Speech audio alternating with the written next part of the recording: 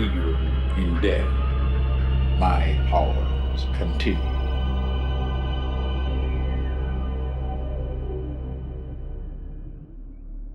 On May 17th of 1977, 20-year-old Colleen Stan decided to hitchhike from her home in Eugene, Oregon, down to Northern California, where a close friend was throwing a birthday party. Colleen was an experienced hitchhiker and didn't just climb into the first car that stopped for her. She knew to look for certain red or green flags to let her know if someone was safe to ride with. So when 23-year-old Cameron Hooker stopped with his wife and infant child in tow, Colleen figured that he could be trusted. And she was wrong. At the first opportunity, Hooker put a knife to Colleen's throat, forced her into a small wooden box, and then padlocked it closed. As she was driven to God knows where, Colleen placed a small amount of hope in the idea that Hooker's wife would object to such a horrific abduction. But in truth, Janice Hooker had not only approved of it, she had helped plan the abduction herself. Long before Colleen was ever taken, Hooker and his wife had come to an unholy arrangement. As long as she remained exempt from his violent fantasies, Janice would help imprison and enslave just about anyone her husband wanted. The only problem was ensuring their compliance. In order to dampen her resistance, Hooker kept Colleen locked in the same wooden box for up to 23 hours a day, until finally, she agreed to the terms of their agreement. It's believed her breaking point came when she was shown a picture of Marie Spanhake, a previous victim of the Hookers, whose body has never been found. But for weeks prior to this moment, Hooker had convinced Colleen that he and his wife were part of a large and powerful organization known as the Company. The Company were supposedly involved in hundreds, if not thousands, of cases of human trafficking, and were not afraid to tie up loose ends and punish those who tried to escape. Colleen was told that if she did attempt to escape, her family would be tortured and killed in a way that no one would ever learn of their involvement. Within just a few weeks, a powerful combination of fear, torture, and sleep deprivation broke down the final remnants of Colleen's resistance, and she quite literally signed her life over to her captors. She adopted the slave name Kay and began referring to the Hookers as master and mistress, and was forbidden to talk without prior permission. She was given a copy of a French novel from the 1950s entitled The Story of O, which details the enslavement of a young Parisian girl by a cruel and heartless master. Colleen was told to study the text in order to better emulate the novel's protagonist, referred to only as O. Colleen did as she was told. When Colleen completed what amounted to slave training, she and the Hookers moved into a mobile home in the large town of Red Bluff, around 30 miles south of Redding. She later said that religion and hope of escaping kept her from taking her own life, but that she well and truly was convinced of the company's existence, meaning despite her will to free herself, she was paralyzed with fear. To avoid the worst of Cameron Hooker's punishments, Colleen did all she could to comply with his demands, and as she did so, he granted her more and more personal freedom. At first, she was permitted to work yard work unsupervised, but later allowed to go out jogging and even provide childcare for the Hookers' 2 young children, something she considered something of a privilege in her brainwashed state. Then one day, after 4 long years of captivity, something truly shocking occurred. Hooker approached Colleen and asked if she wanted to see her parents. Her family had long since decided that something terrible had happened to her and were far too relieved to question the nature of her return. Too scared to reveal the truth, Colleen told her mother and father that Hooker was her boyfriend, and the following day, Hooker himself visited the Stan family to reassure them of her daughter's safety. Colleen's parents even took a photograph of their daughter, her arms draped around Hooker, whose cheeks are flushed with a deep red. They put up the facade of a happy but hermit-like young couple, but they couldn't have been any further from the truth. The incident caused a crisis of confidence in an increasingly anxious Hooker, who believed his crimes were on the verge of being discovered.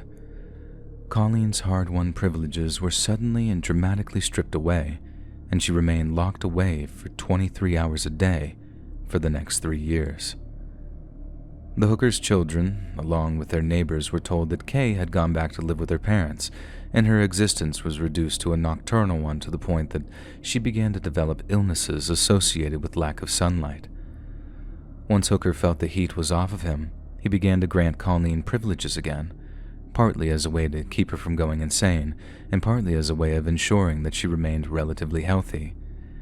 But in allowing her more freedom, Hooker saw an opportunity to profit from her labor and forced Colleen to take a job as a maid at a nearby motel.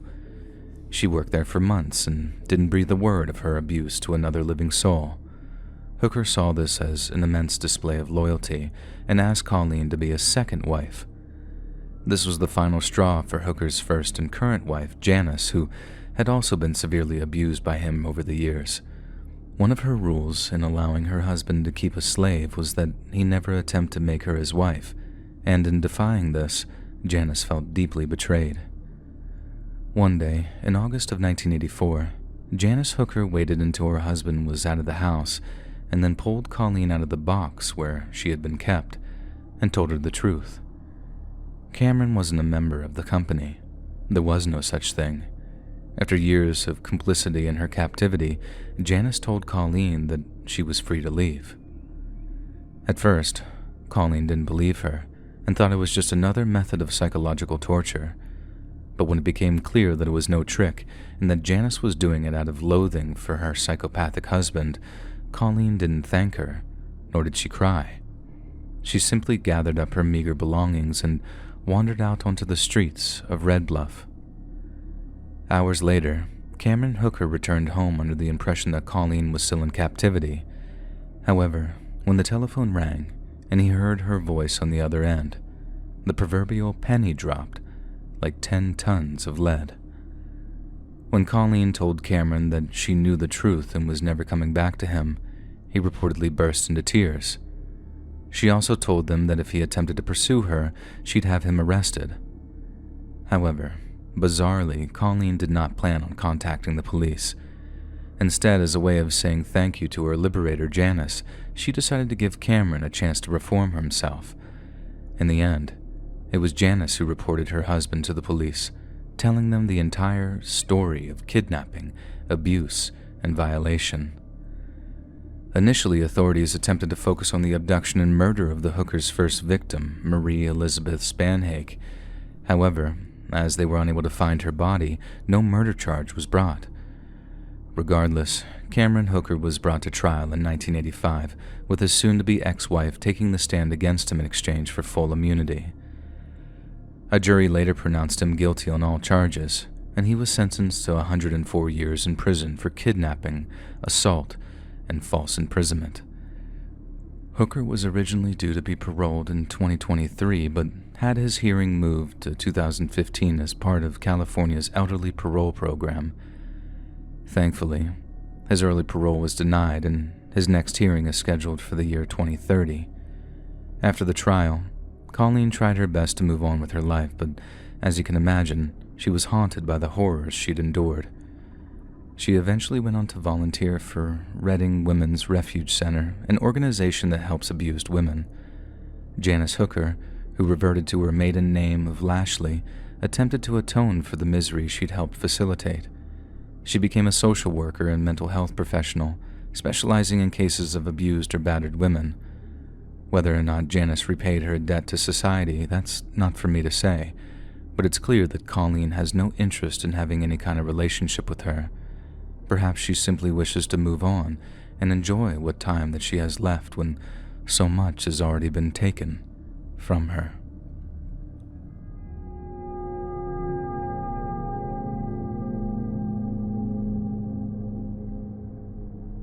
Natascha Maria Kampusch was born on February 17th of 1988 in the Austrian capital of Vienna.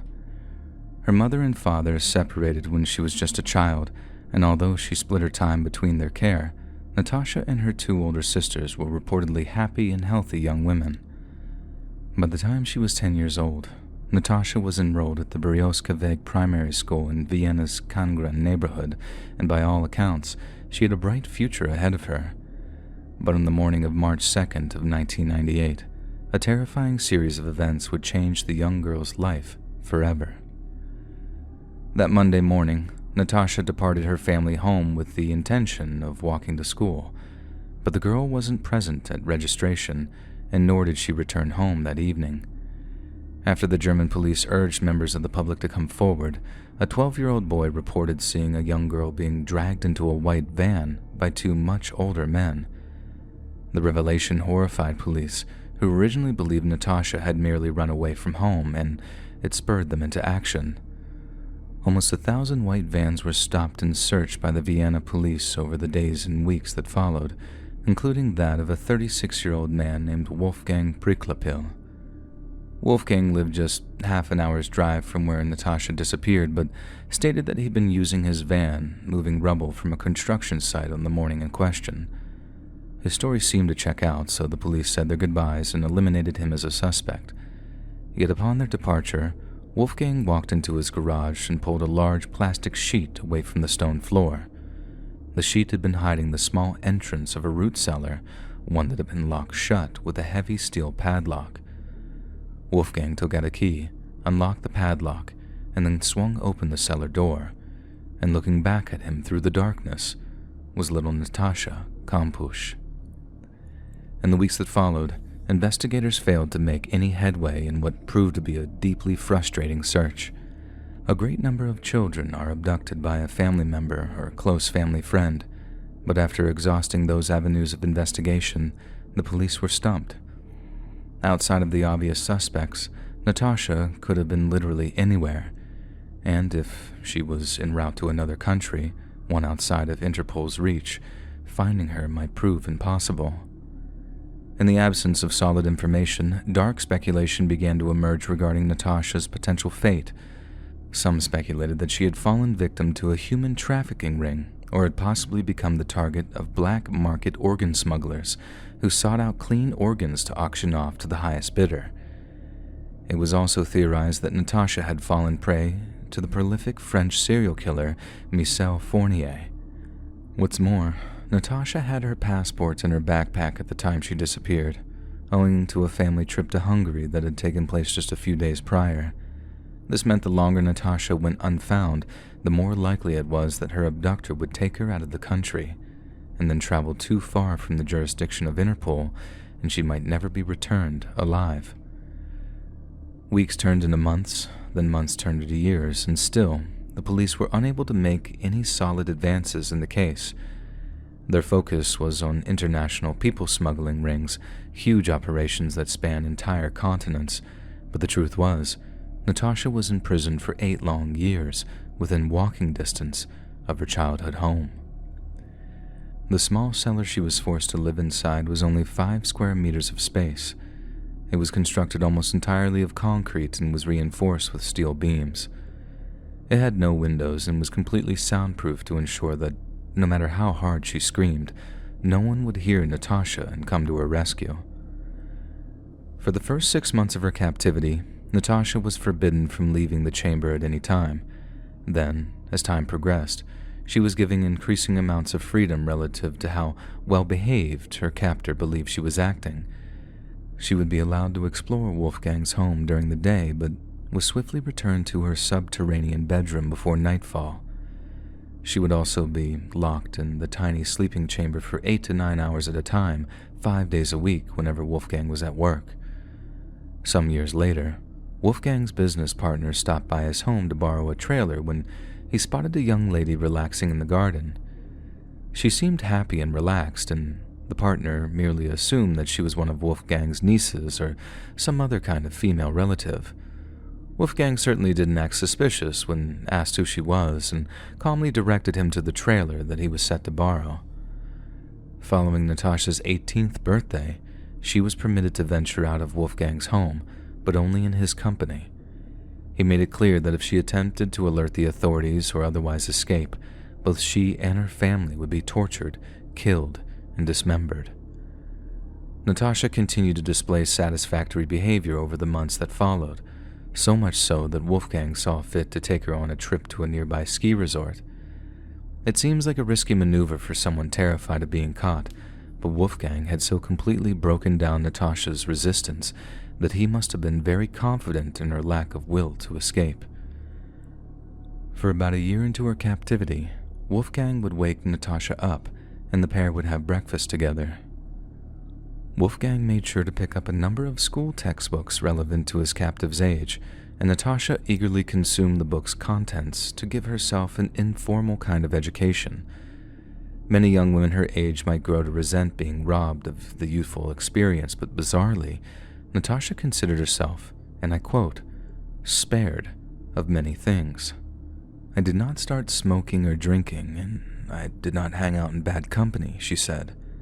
But make no mistake, and to use her own words, Wolfgang's home was a place of despair for her.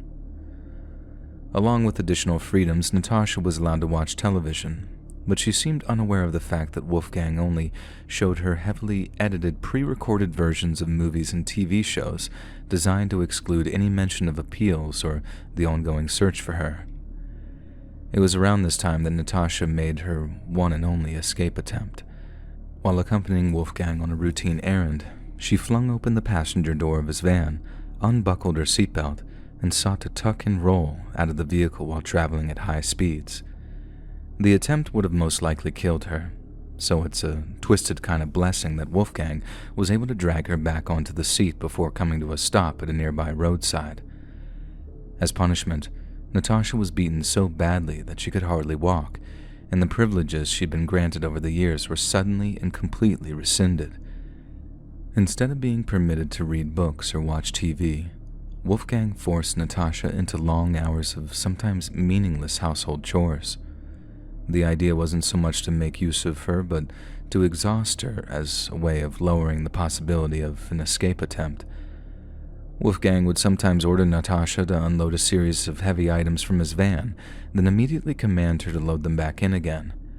She did so unquestioningly, as in the aftermath of her escape attempt, Wolfgang had taken certain steps to prevent a second instance. Whenever he left the apartment, Wolfgang would show his captive the explosive booby traps he'd fitted to all the exterior doors and windows. Barely perceptible fishing wire ran along the openings, each connected to a small block of what Wolfgang claimed was dynamite. Now, not only would she risk death if she attempted to escape, but anyone who came looking for her in the right place would risk being blown to smithereens. Yet incredibly, after enduring weeks upon weeks of the harshest treatment so far, Natascha developed a new kind of resolve. After a particularly vicious display of defiance, Wolfgang pulled out a pistol, put it to Natascha's head, and threatened to execute her. But to her captor's shock, Natascha called Wolfgang's bluff. She screamed at him to kill her, to finally end her torment, claiming if he didn't, she'd find a way to kill him in his sleep. The threat is thought to have terrified Wolfgang, who was clearly losing his grip on control, so instead, he changed his strategy. Instead of threatening to kill her, Wolfgang told Natascha that if she didn't behave, he'd murder his neighbors instead. Over the course of her captivity, Natascha had developed a great deal of affection for Wolfgang's neighbors, who often proved her only source of outside contact. The threat worked, and Natascha appeared more compliant in the days and weeks that followed. Yet little did Wolfgang know, she was gearing up to make her great escape. She began bashing her plastic water bottle against the walls of her cell at night in the hopes of attracting the attention of a passerby, and tried in vain to suddenly attract the help of strangers on the rare occasion she was taken into town. Natascha was persistent but careful, and once again reminded herself to wait for an opportune moment. It took 8 long years, but one day, that moment finally came. On August 23, 2006, Natascha was in the process of cleaning out Wolfgang's van while he kept an eye on her from the nearby garden. She was around halfway through the filthy ordeal when suddenly, Wolfgang received a call on his cell phone. To Natascha, it sounded as if it was from her captor's business partner, and as she listened to the conversation meander this way and that, an idea struck her like a diamond bullet between the eyes. She hopped out of the van, grabbed the vacuum cleaner that she'd been using just minutes prior, then began feverishly re-cleaning the van's carpets. She cranked the power up to maximum, making sure to leave the van's doors ajar, and then watched Wolfgang out of the corner of her eye. Soon the noise of the vacuum cleaner began to muffle the sounds of his partner's voice, and although one might expect him to command her to stop, Natascha knew all too well that he wouldn't. Addressing her while on the phone call might arouse suspicion, as Wolfgang tried to keep knowledge of her presence to a minimum, so rather than tell her to stop vacuuming, Wolfgang got up from his sun lounger and walked off deeper into the garden. Natascha saw her chance, leaving the vacuum running to give the impression that she was still at work. Natascha leaped from the van, ran to a nearby fence, and climbed into a neighbor's yard. She continued to jump fences, terrifying those she happened across until she came to a house of the neighbor Wolfgang had threatened to kill. The 71-year-old woman, known in court documents only as Inga T., was shocked to see her usually cheerful neighbor following a loud hammering on her door. But when she asked what had happened and if Natascha was okay, the reply chilled her to the bone.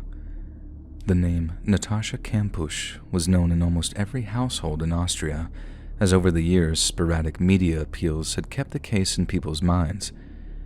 Inga T. had always known Natascha by a different name, but when she learned of the girl's true identity, she rushed her inside and called the police. At exactly 1:04 p.m., an entire task force of Austrian police officers descended on the sleepy Vienna neighborhood to positively identify Natascha. In the end, her identity was confirmed by a rapid DNA test. Although she was shaken, pale, and severely underweight, she was in alarmingly good health for someone in her position. It is believed that the police had long found Natascha before Wolfgang realized she was missing. Realizing how effectively he had been deceived, he decided to go on the run. He fired up the engine of his red BMW and drove around Vienna for a while before arriving at the Wien Nord train station. After waiting on the platform for the next available train, he jumped in front of it and was crushed to death. Natascha wasn't surprised when she heard the news, as Wolfgang had told her many times before, "They'll never catch me alive." After a search of his home, police discovered that Wolfgang was trying to procure forged citizenship documents for the neighboring Czech Republic. He was evidently planning a new life for himself and Natascha, but only God knows how close he was to fulfilling his ambitions. After an emotional reunion with her friends and family, Natascha was reluctant to talk to the press. However, in the years that followed, she began to accept offers for interviews. "I feel more and more sorry for him. He's a poor soul," she said of her former captor, before admitting that she wept uncontrollably when the reality of Wolfgang's death had set in. The Austrian people were stunned at Natascha's apparent sympathy for the man who imprisoned her for 8 grueling years, and many suggested she was suffering from what's referred to as Stockholm Syndrome. Natascha has vehemently denied this being the case and argues that her relationship with Wolfgang was, and I quote, "complex." But it's clear that on some level, Natascha felt some kind of residual affection for the man who made her life a living hell for the better part of a decade. In 2010, Austrian authorities sought to auction off Wolfgang Priklapil's home, along with the land it sat on. Given the infamy attached to the place, only a handful of lowball offers came in. Then, one day, a member of the city council received a very strange telephone call. A young woman claimed to be the legal heir to Wolfgang's estate, citing an Austrian law which dictated that if no legal heir has been named by the deceased, the land would be given to whoever else was living there at the time of their death. But that could only mean one thing. Natascha Kampusch was attempting to take possession of the place where she was held captive. The story was soon leaked to the press, and when journalists reached out to Natascha for their statement, she told them that she wanted to protect the home from damage. However, in 2010, it was revealed that she made semi-regular visits to the house and was preparing to renovate it. Then, in 2011, Natascha dispelled a rather nasty rumor by releasing photos of the newly renovated garage and showing how the cellar she'd been kept in was now filled with concrete. By 2017, it became clear what Natascha's plan was all along. The house where she was kept prisoner had been completely renovated and restructured, so that barely a trace of her former prison remains. By the time she puts it up for sale, it's likely that few will remember the horrors she endured there. But when some wholesome young family moves in, completely ignorant of the ghosts in the walls, then Wolfgang Priklopil's legacy will have truly been erased.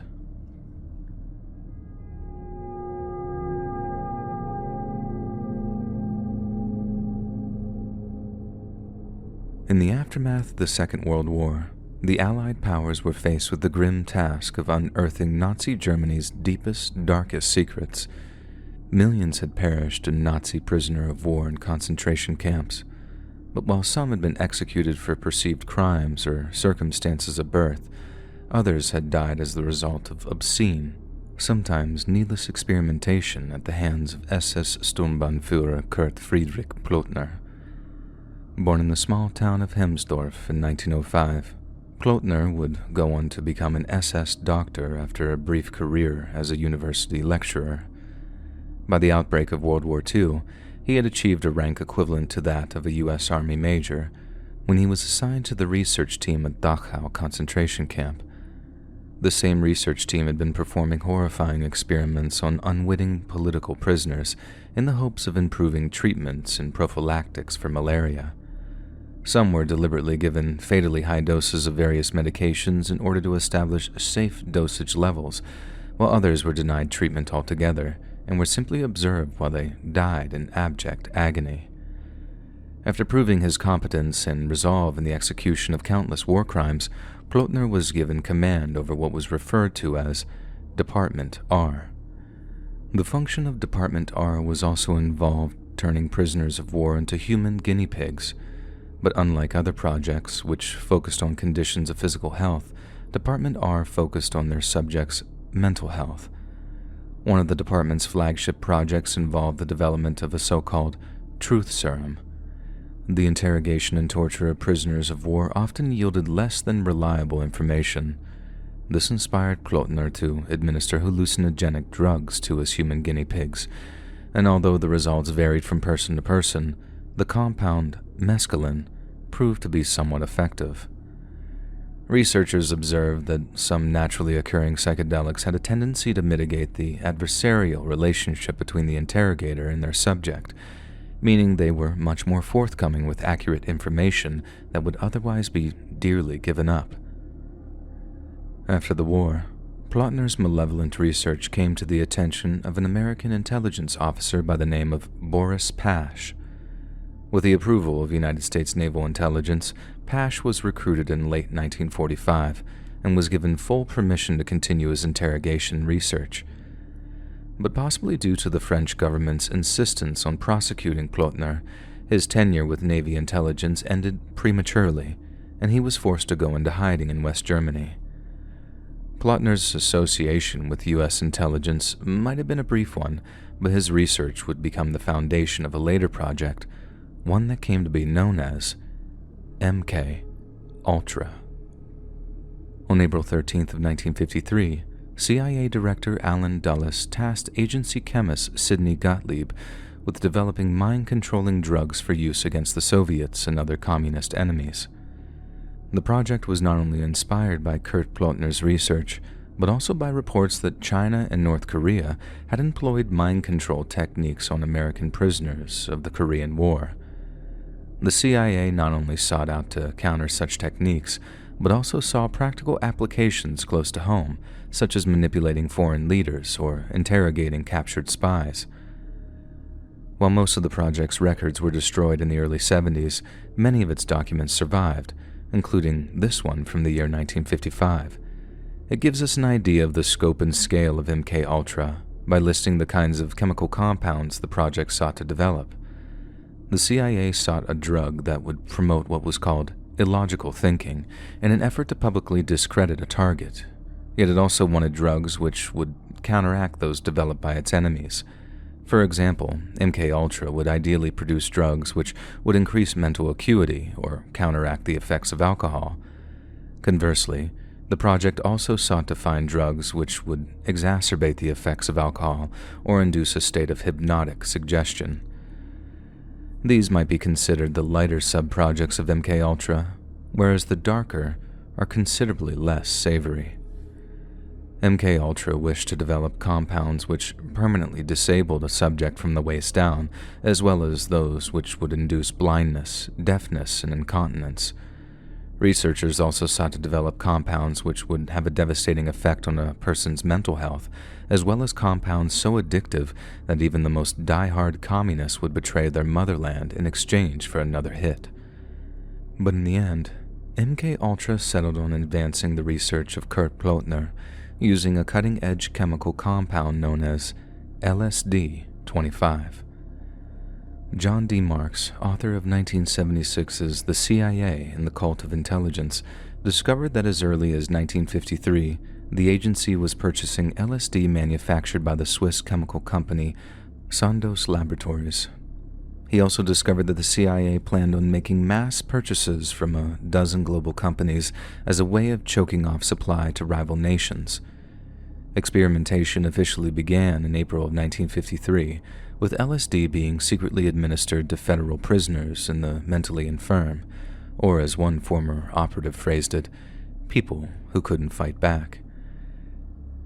In one shocking instance, CIA researchers dosed a lone Kentucky psychiatric patient with LSD for 174 days in a row. The ordeal no doubt shattered the patient's already fragile mind, but subsequent records have since been destroyed, meaning there's no way of knowing their ultimate fate. LSD was also overtly administered to CIA agents, military personnel, and doctors, as well as the general public. Those who spoke up were threatened with court-martial or arrest, and have since been offered monetary reparations by the federal government. Perhaps in one of the more shocking chapters of MKUltra, the CIA executed what they called Operation Midnight Climax. Midnight Climax involves setting up several brothels around San Francisco, brothels which would actually serve as fronts for the Central Intelligence Agency.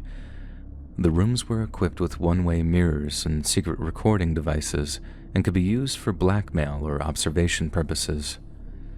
There was a heavy emphasis on LSD being the so-called truth serum the CIA had been looking for, but Sidney Gottlieb believed it showed potential in other areas.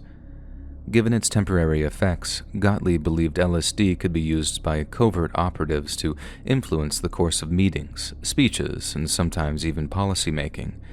This is what truly initiated attempts to dose regular people in regular settings, but without their prior knowledge. At first, every member of the project's technical services department sampled LSD before sitting opposite another test subject and taking notes. This way, the researchers had personal experiences that would allow for deeper insights later on, and once this phase was completed, more unwitting test subjects were sought out. In one instance, a CIA operative suffered an extremely adverse reaction and was found running around Washington, D.C. on the afternoon that he was dosed, complaining of how monsters were following him. The experiments became more and more reckless, until one day, a U.S. Army chemist by the name of Frank Olson threw himself out of a hotel window and plunged 13 stories to his death. Olson had been heavily involved in MKUltra and had been covertly dosed by his CIA handlers just 9 days prior to his death. It's now believed that Olson had been seen as a potential whistleblower and as a result had gone from one of the project's researchers to one of its targets. As time went by, the focus shifted from LSD and towards other narcotics such as heroin, psilocybin, and even scopolamine, which is famous for inducing mental states akin to sleepwalking. The CIA also experimented with hypnosis and its potential to make a subject forget or recall certain pieces of information. Towards the end of MKUltra, CIA worked with naval intelligence on their top-secret Perfect Percussion program, which hoped to produce a kind of sound gun which could erase memories and induce extreme confusion. The project was eventually shelved along with MKUltra itself, and the records were buried in the agency's Langley headquarters, all classified as top secret. Those involved in the experiments believed they'd never see the light of day, but little did they know, faith in government institutions would one day be rocked after an inept break-in at a hotel named the Watergate. In the immediate aftermath of 1972's Watergate scandal, CIA Director Richard Helms oversaw the destruction of vast swaths of the CIA records, including much of the documentation of MKUltra. Strangely enough, the only reason records of the project remain at all is that 20,000 of them were incorrectly stored in the CIA's Financial Records Building, which were unearthed following a Freedom of Information request in 1977. But accusations of foul play were being thrown around long before then. The family of the deceased Frank Olson, along with others affected by the experiments, had been highly critical of the CIA, and in late 1974, their efforts drew the attention of journalists from the New York Times. The resulting article was one of the first open accusations against the U.S. intelligence apparatus, and the allegations were so shocking that Congress sought to immediately investigate them. The following summer, the congressional committee charged with investigating the Times' claims revealed they'd come to their conclusions, and those conclusions were nothing short of stunning. The committee stated that it had seen irrefutable proof that the CIA had conducted experiments on both unwitting and cognizant human subjects as part of an extensive program to control human behavior through the use of psychoactive drugs. They also revealed that Frank Olson, whose family were some of the first to raise the alarm, had died following a massive dose of LSD-25. It was a moment of vindication for the Olsons, and despite MKUltra's chief chemist Sidney Gottlieb repeatedly denying any recollection of the project, the truth was laid bare for all to see. It was revealed that a few days before his death, Frank Olson had resigned his position as acting chief of the Fort Detrick Special Operations Division due to a severe moral crisis concerning the nature of his biological weapons research. His chief concerns were said to be experimentation with biological weapons in populated areas, collaboration with former Nazi scientists under Operation Paperclip, and the CIA's reckless experimentation with LSD. When Frank's body was later exhumed, cranial injuries indicated that he had been knocked unconscious before he exited the window, and in 1975, his family received a $750,000 settlement after his death was officially ruled a homicide. Prompted by intense public outrage, President Gerald Ford issued the first executive order which restricted the power of U.S. intelligence agencies. The order was so popular that it was expanded by Ford's Democratic successor, Jimmy Carter, and even further expanded by Republican President Ronald Reagan, a show of bipartisanship that seems unthinkable in today's volatile political climate. Further investigations revealed that the CIA had hoodwinked several universities and research institutes into contributing to MKUltra by engaging with them through a series of shell companies. After reading the report, Ted Kennedy took to the Senate floor. Over 30 universities were involved in a program in which dangerous drugs were tested on unwitting citizens at all social levels, high and low, Native Americans and foreign, he said. The names of many of those citizens have since faded into obscurity, but many went on to earn fame and sometimes infamy by themselves. Some of those who were administered CIA-sourced LSD during MKUltra went on to become some of the leading figures of the counterculture movements of the 1960s. World-renowned poet Allen Ginsberg claims that he first tried LSD in an experiment on Stanford University's campus, in which he was permitted to listen to records of his choice while making notes on the experience.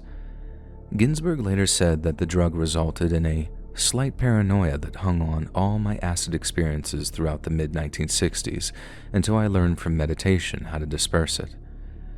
Ginsberg later became an outspoken advocate for psychedelics, and in response to rumors that he was an unwitting participant in a CIA experiment, said, "Am I the product of one of the CIA's lamentable, ill-advised, or triumphantly successful experiments in mind control?"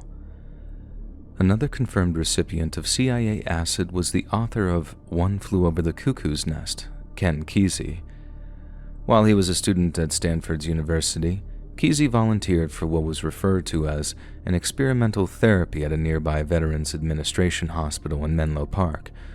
The therapy turned out to involve a dose of LSD, and unbeknownst to Kesey, the entire experiment had been engineered by the Central Intelligence Agency. Kesey's experiences inspired him to promote the drug among the burgeoning hippie movement, and it quickly became a cornerstone of their turn on, tune in, drop-out philosophy. Grateful Dead associate Robert Hunter also participated in the Stanford LSD experiments and wrote the following passage while under the influence. Sit back.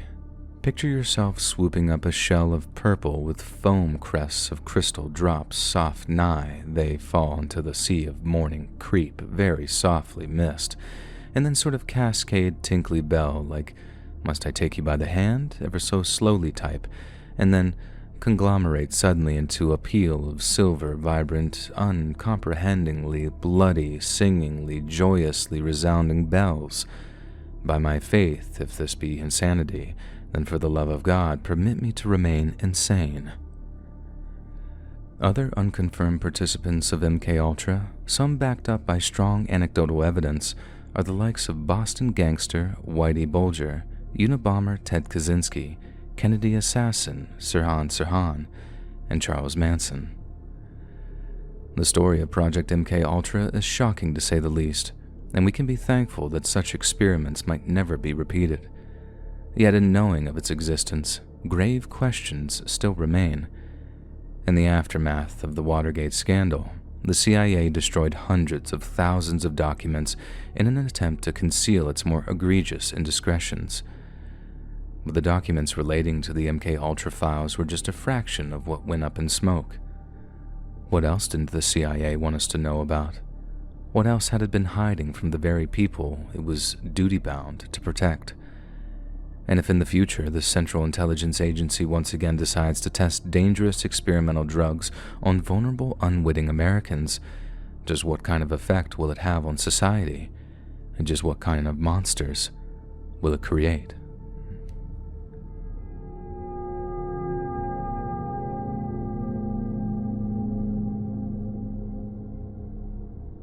On the morning of June 25, 1950, as dawn lit the skies over the Korean peninsula, all hell broke loose. The tens of thousands of soldiers from the People's Army of North Korea advanced into the heartlands of the South under the cover of tanks and artillery fire. Their southern counterparts were almost completely unprepared, and within 2 days, Seoul's defensive detachment had been routed, and the government had been evacuated. In the ensuing chaos, the South Korean army blew up a bridge over Han River, while 4,000 civilians happened to be crossing it. Hundreds were killed in the blast, and hundreds more were engulfed in the collapsing concrete and drowned in the river below. 5 days after the invasion, the South Koreans had lost more than 70,000 soldiers. The situation was desperate, and when the South Koreans called out to the world for help, the world replied. A coalition of 16 nations pledged to send combat troops to repel the North Korean invasion. The usual suspects of the US, the UK, Australia, and New Zealand were included, but also the likes of France, Holland, Sweden, and a number of other European countries. Yet the likes of Colombia, Ethiopia, Thailand, and Turkey also sent combat troops. Despite the massive influx of foreign soldiers, the Korean War would continue for 3 long years and would culminate in a bloody stalemate that endures to this day. Millions were killed, tens of thousands of them soldiers, and thousands more were taken prisoner on both sides of the firing line. Many such prisoners endured hell on earth and made it home to see their families, whereas some became the subject of one of the most controversial and widely discussed phenomena of the era: brainwashing. Born in Benton Harbor, Michigan on December 5th of 1918, Colonel Walker Bud Mahurin enlisted in the United States Air Force in September of 1941, just a few months before the United States entered World War II. Upon his graduation from flight school, the 23-year-old was sent to England to engage the Luftwaffe in the skies above Europe. He went on to score almost 20 confirmed aircraft kills in combat in Europe and was transferred to the Pacific before the war's end. Then, after a brief reprieve, Bud returned to combat in Asia, but this time it was in Korea. In July of 1951, Bud became the commander of the 1st Fighter Group, who flew the state-of-the-art F-86 swept-wing jet fighter, but while on a routine air patrol, Bud was shot down after engaging a North Korean logistical column.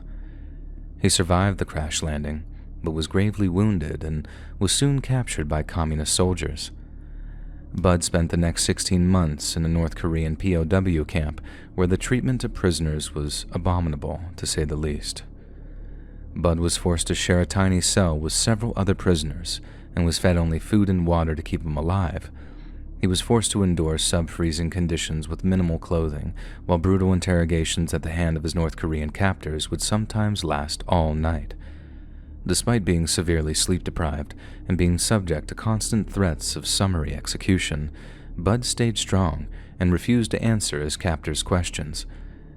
But then one day, their approach changed significantly, and instead of asking Bud questions, the North Koreans presented him with a statement to sign. The statement was a fraudulent admission that the United States was engaging in chemical and biological warfare against the North Koreans and their Chinese allies. The veracity of these claims is still hotly disputed today, but many believe them to be a part of a Chinese-driven propaganda campaign to encourage vaccinations. For example, one Chinese-made Korean language poster reads, "Vaccinate everyone to crush the germ warfare of American imperialism," and shows a stoic-looking Korean man pulling up his sleeve in preparation for a shot. As far as Bud Mahurin was concerned, he'd never heard of any germ warfare being conducted against the communists, and being a high-ranking Air Force officer, it's reasonable to believe that he'd be aware of it.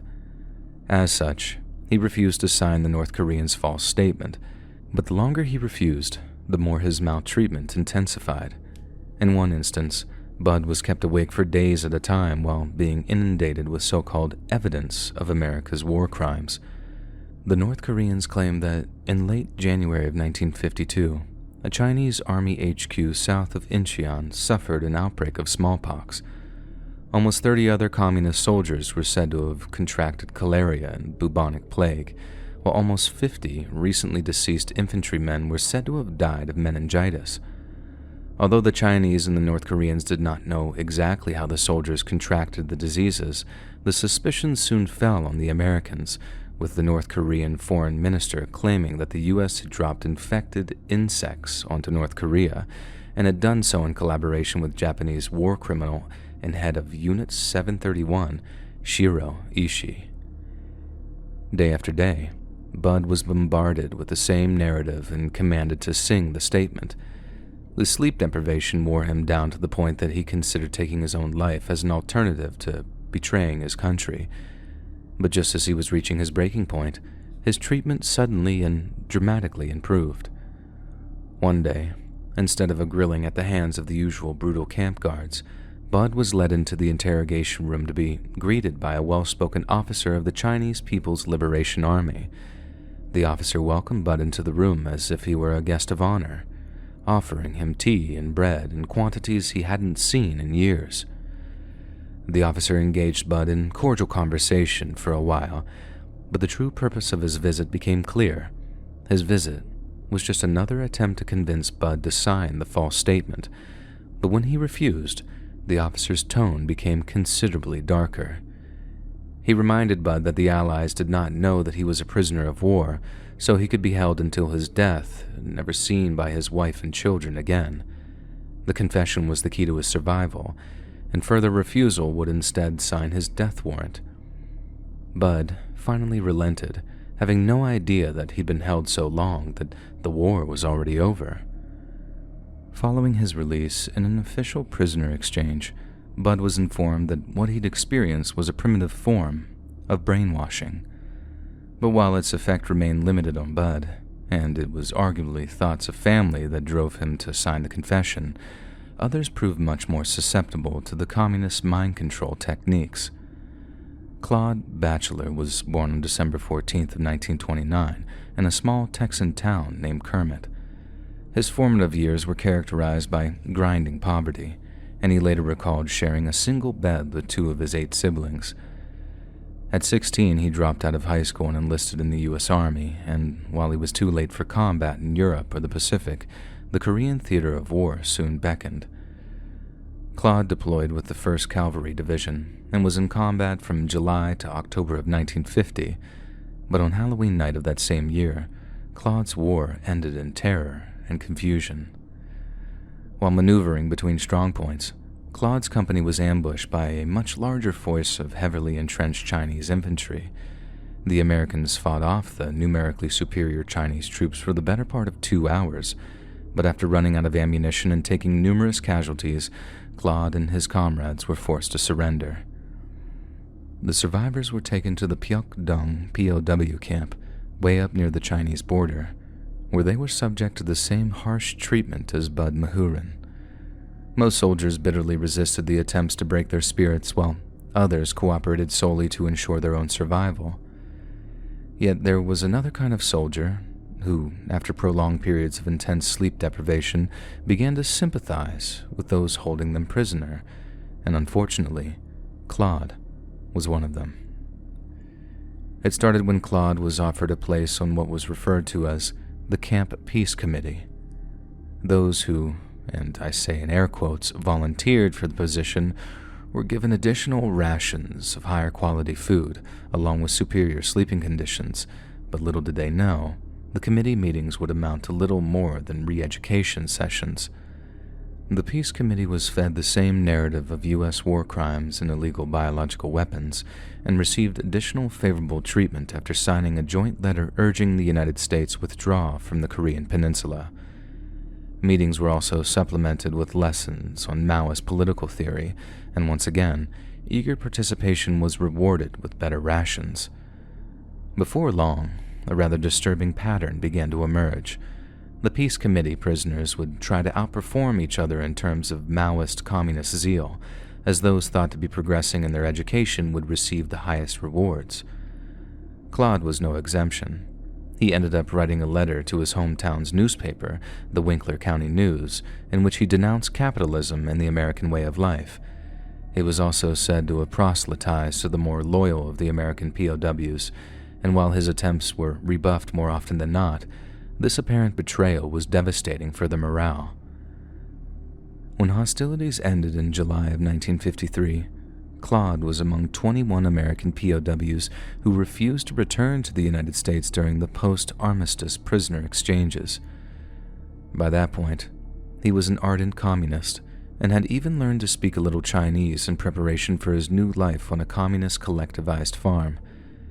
However, upon arriving at the farm, Claude was dismayed to find that he was treated much like any other worker.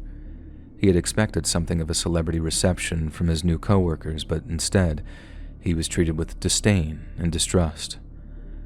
Claude later claimed that he'd read an anti-communist article in a copy of Reader's Digest that had been provided by his Chinese handlers, and decided to return to the nation of his birth. But the reality was he'd most likely fallen out of favor, and in doing so, realized what a terrible mistake he'd made. Upon returning to the United States, Claude was promptly charged with collaboration and was court-martialed on August 30th of 1954. Claude's defense claimed his treachery was the involuntary result of brainwashing and cited psychiatrist Leon Friedman's opinion that Claude had suffered from induced political psychosis after being led to believe that he was a potential savior of humanity. However, the prosecution brought a number of Claude's fellow prisoners to the stand, who testified that his collaboration had been anything but involuntary. According to them, Claude took a distinct pleasure in foiling their plans for escape, as it entitled him to a life of luxury when compared to their own. He walked around with the Communist Manifesto in his pocket, willfully aiding the efforts of his captors in his attempts to reduce his comrades' morale. Claude had repeatedly stated that his efforts secured additional food for all U.S. prisoners, but either this was a lie or he'd been deceived, as no such extra food rations were ever received by those who didn't collaborate. Claude was eventually convicted on the verbose offenses of communicating with the enemy without proper authority and promoting disloyalty and disaffection among the civilian populace of the United States.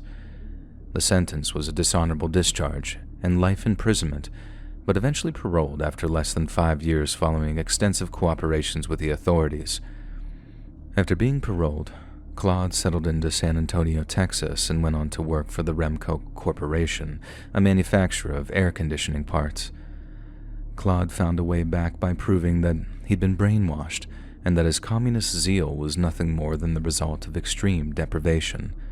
Others proved less penitent.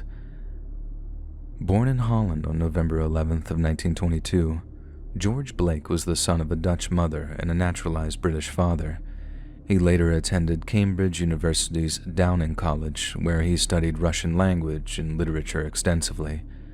At 22, Blake enlisted in Her Majesty's Royal Navy, and after the Second World War, he was posted to Hamburg to assist in the interrogation of German prisoners. It was during his time in Hamburg that intelligence analysts over at MI6 noticed Blake's potential, and he was soon sent to undergo what amounted to spy training at a top-secret facility.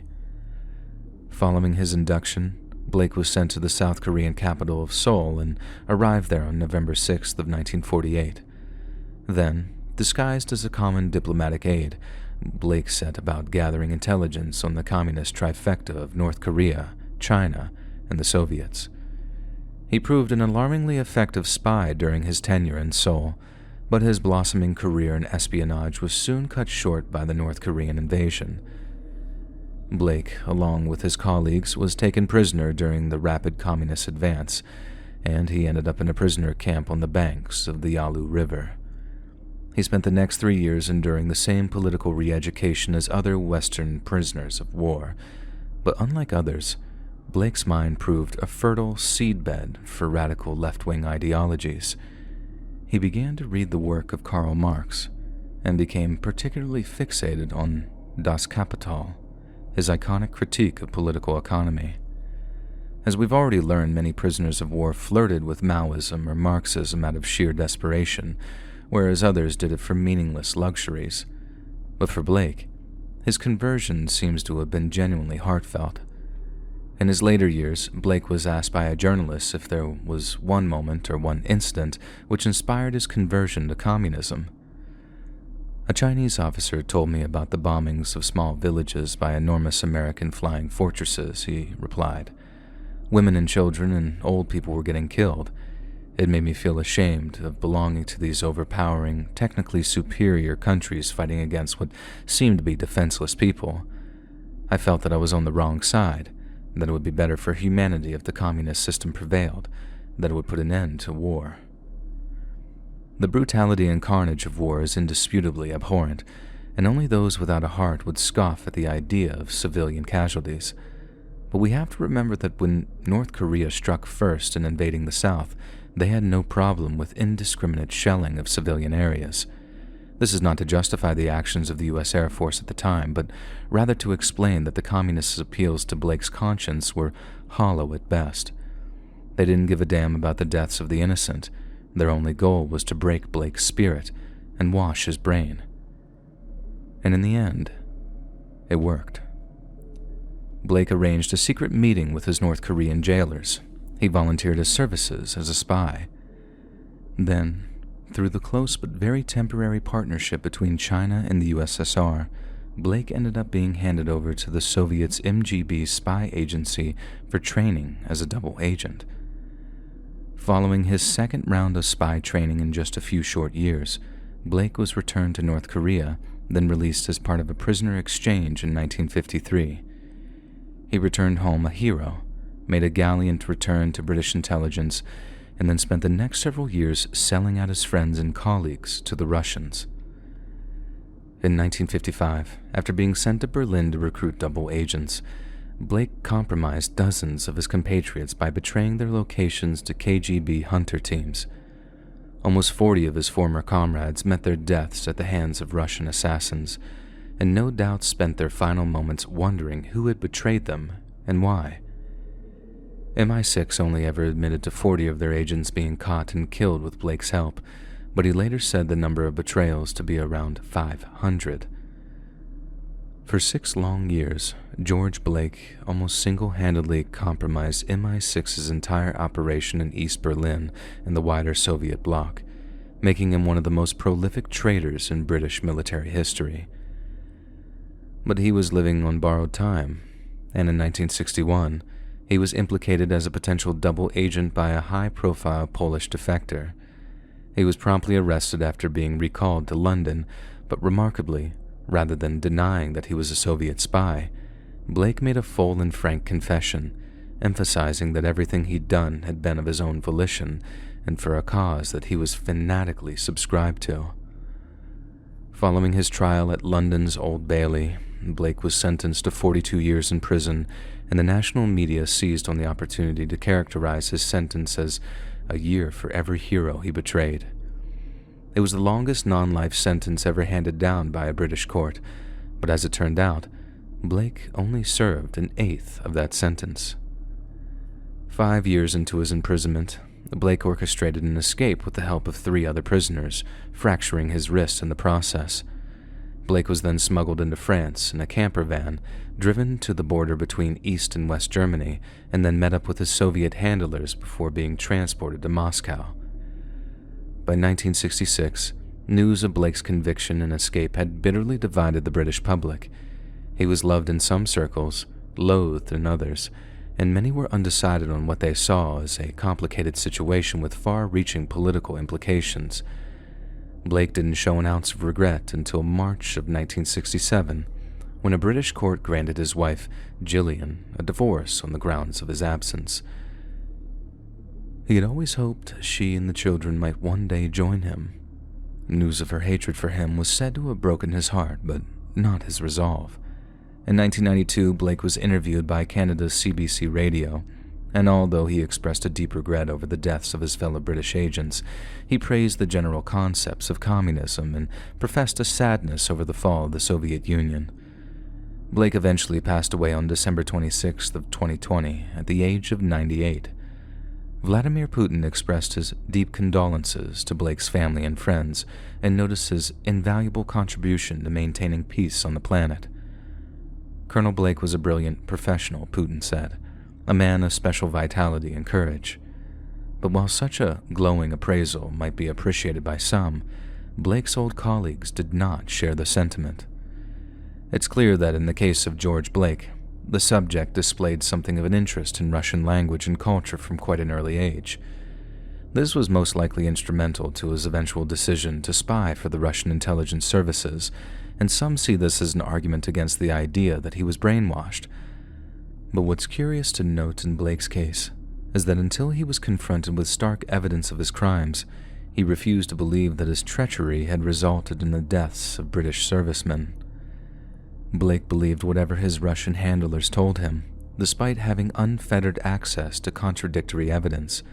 In a sense, he was completely disconnected from reality, but in a way that allowed him to function in it without a single crisis of conscience. And if that isn't reminiscent of brainwashing, I'm not sure what is.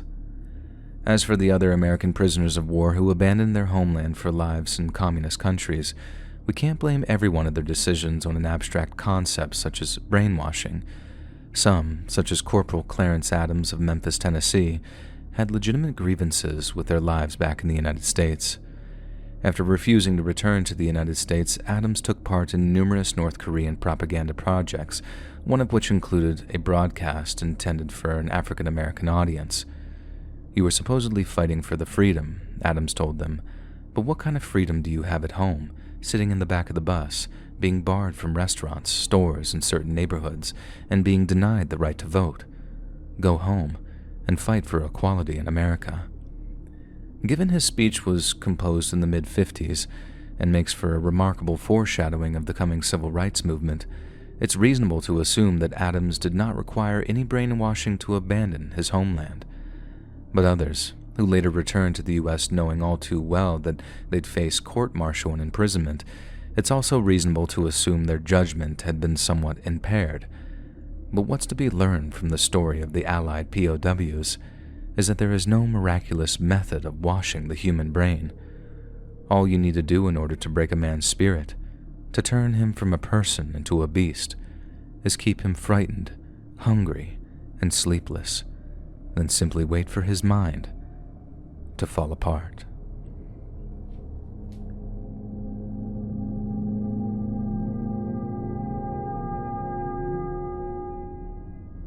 Born on December 20th, 1977, Ramon Castillo spent his formative years in the Chilean capital of Santiago.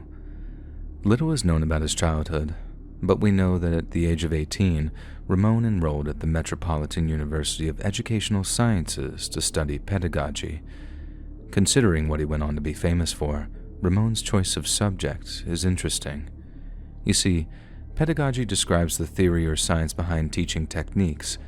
It helps determine which teaching techniques are effective and which aren't, and helps refine our ideas of how human beings learn, along with how to teach them. Used as a force for good, a teacher may impart a theory or concept to a student in a way that allows them to come to a conclusion on their own, the equivalent of teaching a person to fish versus giving them one. But used as a force of evil, pedagogy could theoretically allow someone to plant ideas into another person's head in a way that allows for coercion, manipulation, or maybe even mind control. After dropping out of college in 2003, Ramon joined a Chilean musical group named Amaru. They enjoyed some minor success and toured the wider Andes region, playing shows for appreciative rural crowds. But then, in 2006, the band's manager approached them with an offer. Through a contact in the local music business, the manager had learned that a promoter over in China was in need of foreign musical acts to perform at a series of music festivals. The pay was astronomical compared to what they were accustomed to, and they get to perform in a faraway country full of new and exciting people. It was a no-brainer. The band accepted, and they were soon flying out to rural China to begin their tour. While driving through tiny countryside villages and hamlets, Ramon developed an interest in ancient Chinese religion, Chengwu Minjian Xinyang, or Chinese folk religion in English, is an incredibly ancient form of ancestor worship that remains popular in the Chinese-speaking world. It's been described as an empty bowl which can variously be filled with contents of institutionalized religions such as Buddhism, Taoism, Confucianism, and Chinese syncretic religions. Practices include the veneration of ancestor spirits, the exorcism of demonic forces, and a belief in the rational order of nature. Worship is devoted to gods and immortals, who can be deities of places or natural phenomena, and stories of these gods have become the mainstay of modern Chinese mythology. Ramon became obsessed with the folk religion and spent his every spare moment trying to learn as much about alternative medicines as he could. He seemed to pay particular interest to hallucinogenic drugs, along with their capacity to induce what we might refer to as a religious experience. It was around this time that Ramon gave himself a new name, Antares of the Light, in reference to the brightest star in the Scorpius constellation. He became increasingly egotistical and claimed to possess a deep enlightenment that allowed him and him alone to decide the best musical direction for Amaru's music. As you can imagine, his bandmates quickly grew tired of his behavior, and they parted ways with Ramon in 2009. Not long after, a despondent Ramon moved into a grubby, shared apartment in the Santiago neighborhood of Las Condes, where he and his new roommates engaged in a heavy amount of drug use. Ramon adopted a new name, Calypso, and began performing what he referred to as healing rituals on his roommates. Through the use of ayahuasca-derived substances, Ramon convinced his new friends that the rituals were genuine and that, following his extensive study of Chinese folk religion, he was in possession of magical powers. As you can imagine, Ramon and his new friends were every landlord's nightmare, so they ended up getting evicted every so often, and then they'd find a new place. By the time the group was living in Mantagua, a small resort town northwest of Santiago, Ramon had gathered up a collection of 12 companions, each willing to perform increasingly extreme tasks to fulfill his mysterious master plan. He soon convinced them to begin performing animal sacrifices in the name of some ancient Eastern deity, with the ceremonies followed by sessions of mass intoxication using powerful hallucinogenic drugs. It was during one of these sessions that Ramon approached Natalia Guerrera Shakir and asked her to go to bed with him. Ramon maintained the encounter was consensual, but Natalia later said that she was coerced and violated against her will. Regardless, 9 months later, Jesus Castillo Guerrera was born at a clinic in Reneca, with Natalia as the mother and Ramon as the father. Natalia was unsure of how Ramon would receive the news, and it's likely she kept the pregnancy a secret from him. But to her surprise, he seemed eager to see his newborn son. When Ramon arrived at the clinic, Little Jesus was in another room, undergoing a few checks at the hands of the clinic's nurses. Ramon told Natalia that he was going to take a look at his new baby and would return in a few minutes. He never came back. Before Natalia realized what had happened, the clinic's nurses flew into a panic. Little Jesus was gone from his incubation chamber, while Ramon was nowhere to be seen. The clinic's nurses rushed to call the police, who promptly drove over to Ramon and his followers' residence to rescue the vulnerable infant, but when they arrived, they found the place deserted. Ramon and his followers had moved on. Where they went remains a mystery, but what they did there has become embedded in local folklore as one of the most hideous acts of evil in the nation's history. On November 23rd, just 2 days after the birth of his son, Ramon and his followers gathered around a campfire somewhere in the foothills of the Andes Mountains. Holding baby Jesus in his arms, Ramon announced that the child was the Antichrist, and unless they did something to rectify an apocalyptic mistake, the entire world would end that very night. As the group began to perform a religious chant Ramon had taught them, the man himself placed a strip of tape over the mouth of his newborn son. Then, as the chanting reached fever pitch, Ramon tossed his infant child into the roaring bonfire before him and watched as the child roasted alive. Ramon then claimed that another child would have to be sacrificed within 10 days or a second scheduled apocalypse would come to pass. This proved to be a sobering moment for many of his followers who were either unwilling or unable to procure another newborn. Then lo and behold, the apocalypse did not occur, and his followers realized that they'd been lied to. Furious that he'd tricked them into committing an unforgivable sin, a handful of Ramon's companions approached the police to inform them of his whereabouts. Ramon had anticipated their betrayal and already slipped away into the maze of the Andes foothills. 4 of Ramon's companions were arrested, and interrogations revealed that he'd fled over the border to Peru with around $20,000 of the group's savings. Ramon was tracked down to an abandoned house in the Peruvian city of Cusco, but when officers raided the premises, they found he'd taken his own life via hanging in a bid to avoid justice. In the aftermath of his discovery, Ramon's followers were put on trial for baby Jesus' murder, but the results were as shocking as they were surprising. Out of Ramon's 12 followers, only 2 received any prison time.